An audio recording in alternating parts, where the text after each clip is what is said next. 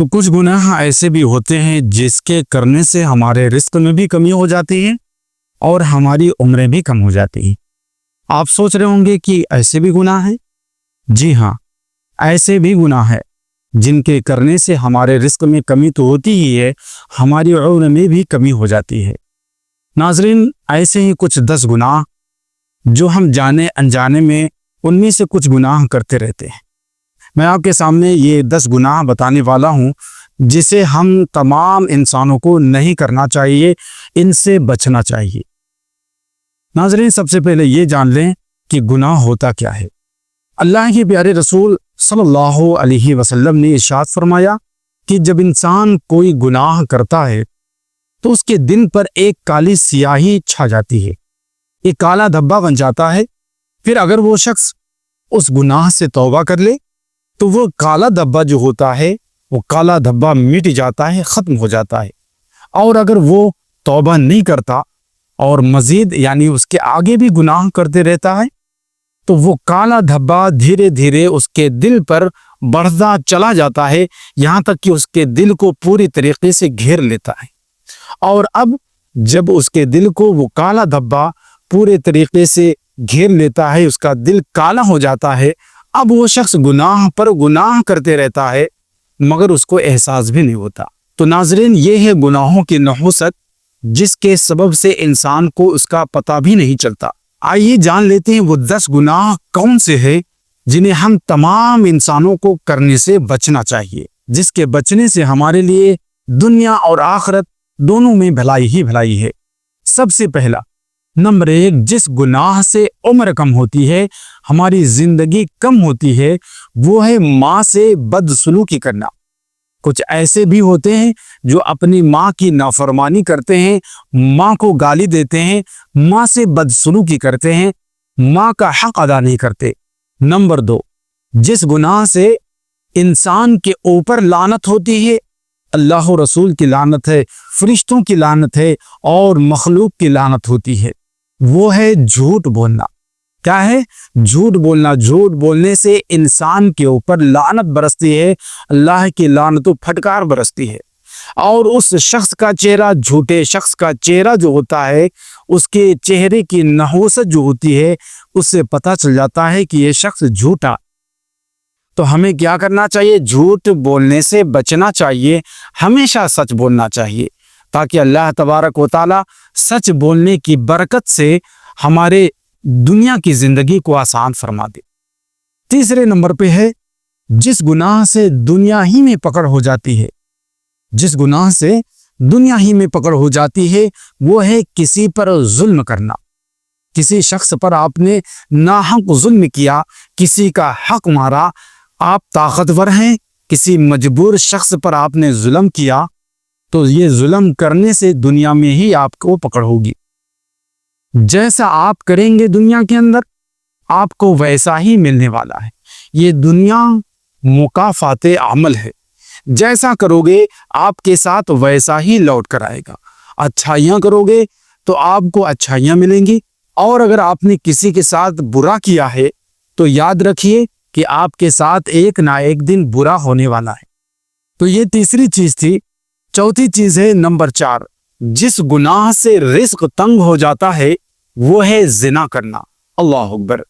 زنا کتنی بڑی نحوست ہے، کتنی بڑی بیماری ہے اور کتنا بڑا گناہ ہے، جس کے کرنے سے رزق تنگ ہو جاتا ہے، رزق میں کمی ہو جاتی ہے اور برکت نہیں ہوتی ہے۔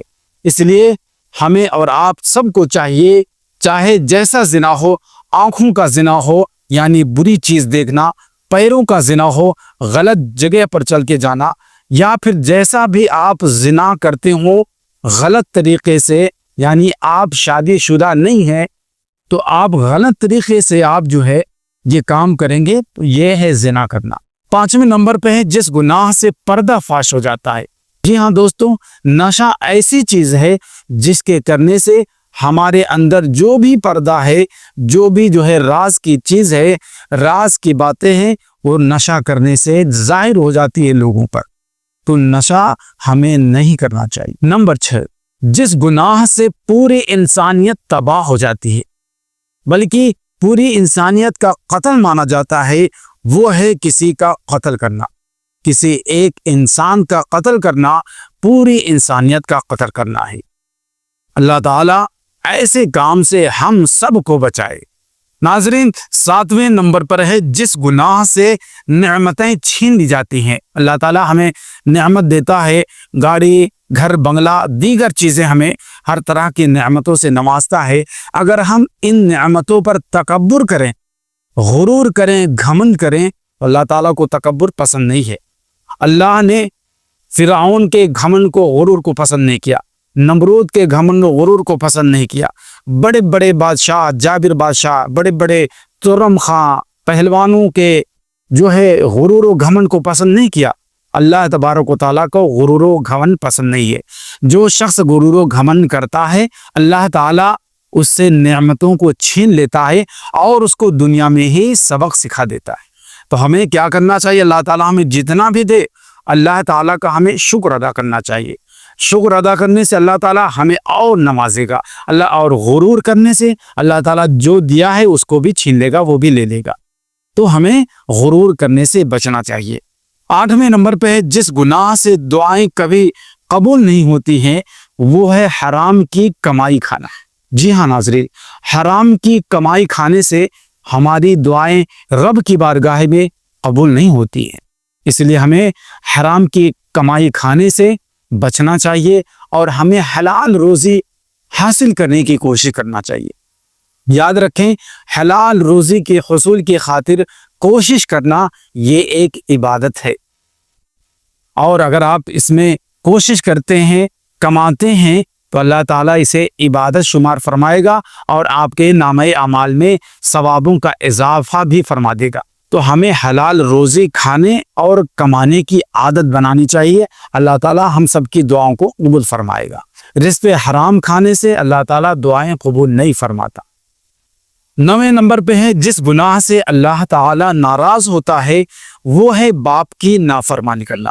بہت سے ایسے بچے ہوتے ہیں جو اپنے باپ کی نافرمانی کرتے ہیں.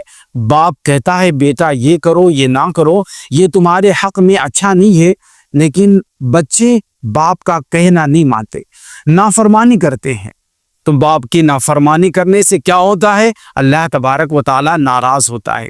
جب اللہ تعالیٰ ناراض ہوگا تو ظاہر ہے کہ آپ کا کام بنے گا نہیں، اس کام میں برکت بھی نہیں ہوگی.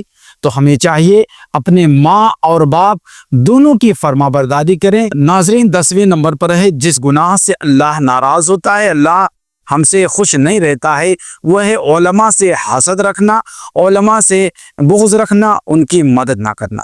علماء کرام سے ہمیں محبت رکھنی چاہیے. جو اچھے علماء ہیں ان سے ہمیں ملنا چاہیے اور ان سے دعا کرانی چاہیے. اللہ تعالی ہم سب کو گناہوں سے بچنے کی توفیق عطا فرمائے. امید ہے ناظرین جو یہ میں نے 10 گناہ جن سے ہم سب کو بچنے کی ضرورت ہے آپ کو یہ بات سمجھ آئی ہوگی. دیجیے مجھے اجازت. السلام علیکم ورحمۃ اللہ وبرکاتہ.